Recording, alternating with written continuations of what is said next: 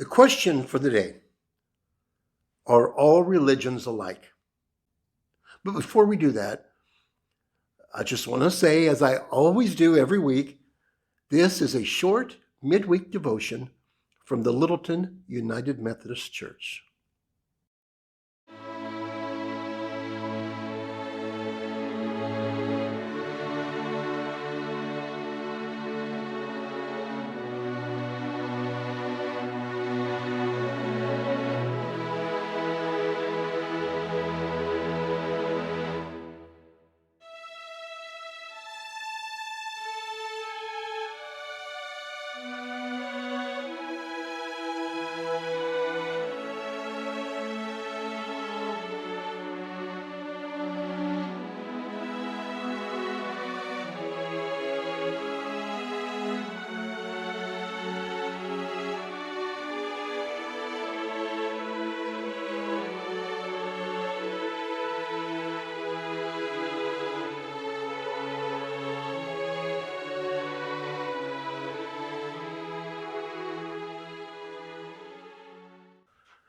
Are all religions basically the same?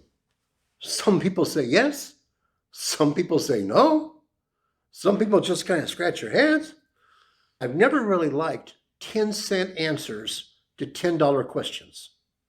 So let's explore this $10 question and try to do it with more than a 10-cent answer today.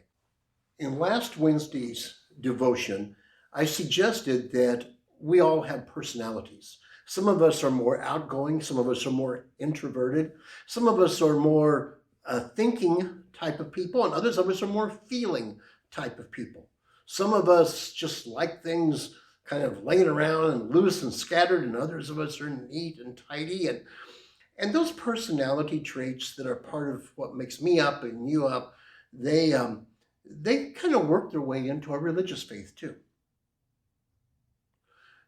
Richard Foster, in his organization Renovare, and I don't think I can remember them exactly or say it right, but he's come up with 6 different streams, is what he calls them, of Christianity.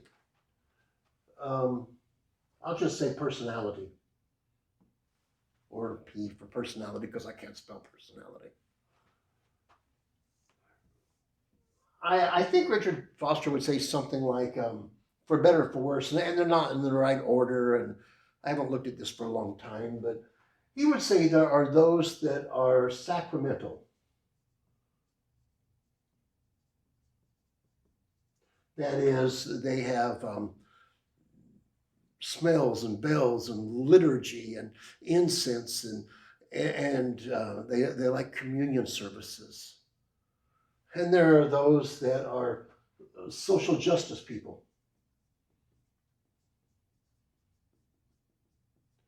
They're not so excited about this. They're excited about righting the wrongs of society, of making the world a better place, of taking care of the poor and the needy as Jesus called us to do. Give a cup of cold water in his name. There are those that are contemplative people.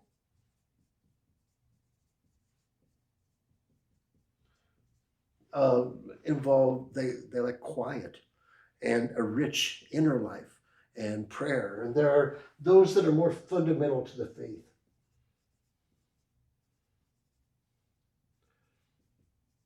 It is, they like serious scholarly study of their religious text. I'm going to miss, there's piety. The holiness people that are involved in, wanting to live a clean and a godly life. And I'm just, probably the evangelical, I imagine. I won't guarantee this fits Richard Foster's view because it's, probably messed up. But those that go out and spread the gospel. Okay, if this kind of comes out of the makeup of a person, then it works its way into religion, and we feel comfortable with those that are sort of like-minded. And so there are whole churches where the evangelical people or the social justice people or the sacramental people or those that follow a life of holiness or the more basic fundamental people or contemplative, there may be whole denominations or whole groups of churches where they kind of hang together. But even more so, across religious lines, there may be, even if there's not an agreement, there may be a certain amount of respect for like-minded people. For instance, I could certainly see a Catholic contemplative and a Buddhist contemplative respecting each other, even if they don't agree on all of the points of their religions. I could certainly see perhaps someone from a Salvation Army or someone from an event or a church that's working with social justice or an inner city type of mission, working with someone that will have no religious faith at all, perhaps, but still they're working for a common end, common goal. And the same thing with others. I could see perhaps a fundamental person looking at a fundamental person from another religion and saying, I don't agree with them at all, but at least they say what they think, and at least they walk the talk, and I respect that. Or, something like that. So I'm going to say, rather than a 10-cent answer to a $10 question, I'm going to say, as far as personality is concerned, real small denominations that only have, so many people in them, maybe pretty much all one personality. They may have started by a person with a strong personality and they follow that. But by the time a religion begins to get worldwide and large, that there are some similarities between every religion. Because there are similarities between the personalities of people. I haven't rocked the boat enough. Let me tip the boat a little closer to the edge of the water here and say that in virtually every or most major religious traditions around the world, there are sections of sacred scripture called wisdom literature. And wisdom literature, if you're a Protestant Christian, United Methodist, like our church is, in the Old Testament, we're talking the book of Proverbs. In the New Testament, we're talking perhaps the book of James.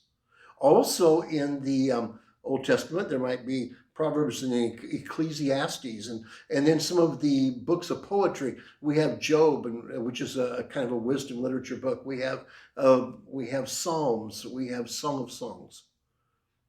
If we were in a Catholic tradition, we could add with that a few others, a book of wisdom and the Wisdom of Solomon.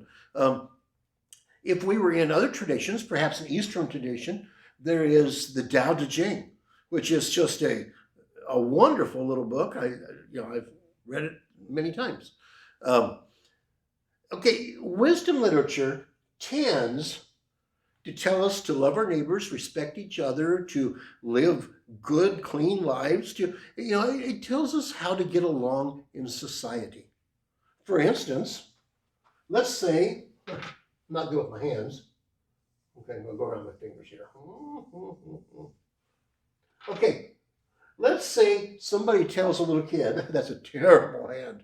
Somebody tells a little kid to keep out of the fire.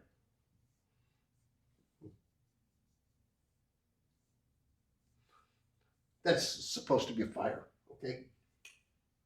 And what they say to the kid is, stick your hand in the fire, you're going to get burnt. Which could refer to the fire, but it could also refer to life situations. Well, it doesn't matter if you're a Buddhist or a Christian or a Jewish person, or if you are a Muslim or a Hindu or whatever you are, the idea is stick your hand in the fire and you're going to get burnt. You stick your nose where it's not supposed to be, you're going to get it cut off. That translates fairly well different places. So well that I could pull out wisdom literature from many traditions, begin to read it, and probably confuse most people about which tradition it came from. Just because sacred scriptures kind of try to teach us how to get along with each other, worship is influenced by personality. That brings us over here to our third column. And we could call it doctrines or basic beliefs. Not put a D for doctrine, I don't know. This is an area where it's the biggest questions of life, but that all religions don't agree on the same answers. Who am I? How did I get here? Is there or religions and philosophies, is there something greater than me out there? If there is something out there that is greater than me, how do I make peace with that something? What's expected of me in my life? What will happen to me after this life?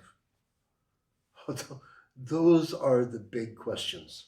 Maybe I should just put a great big question mark here. Those are the big questions. And we answer them in different ways. Let's say a person believes in heaven. Let's say someone else believes in just the grave is the end.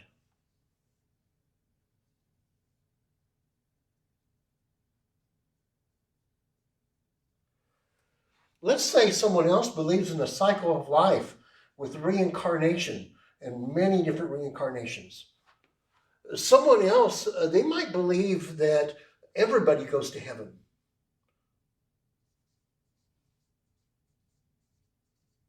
Someone else may only believe that a few go to heaven. Some might believe that it takes one thing to go to heaven or another thing to go to heaven. Some believe there's a hell. Some do not believe there's a hell. And there's one of my favorites, back a number of years ago with the Hale-Bopp comet, there was the group that believed, oh, I can't do this very well.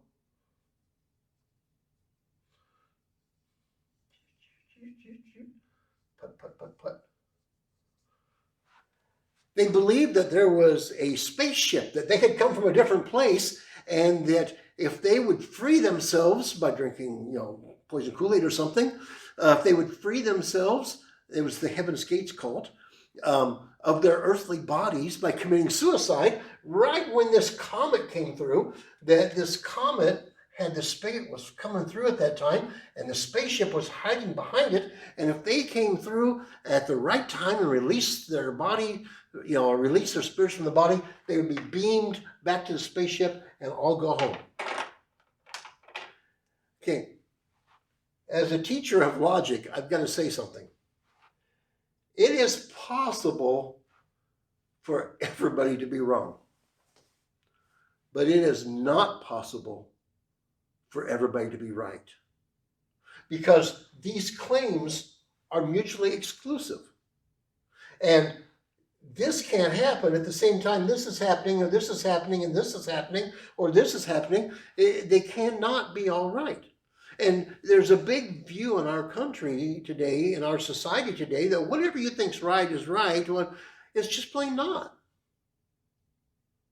I mean, everybody could be wrong, like I said, but logically, not everybody could be right, unless somehow or the other we created our own heaven and hell. And I've seen people that believe that we have as an ability as humans to create a paradise or to reincarnate or whatever. But in the process of doing that, we hold a new belief in us that none of the others follow. And so then again, the others have to be wrong or you have to be right. You just can't have two self-exclusive, mutually exclusive claims and both of them be right.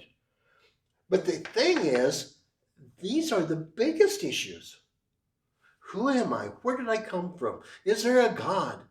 What's going to happen to me? How do I make peace with God? Is there eternity? Is there not eternity? And yet they're all different on those.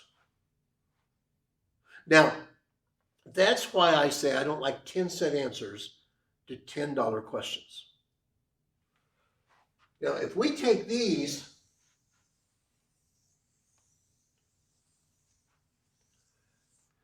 and some of our friends do take these and just look at them and they say, well, we all have different personalities and we all kind of like to worship and we all try to get along with each other and love your neighbor as yourself. And if we follow these kinds of things, then yes, I would say all religions are the same.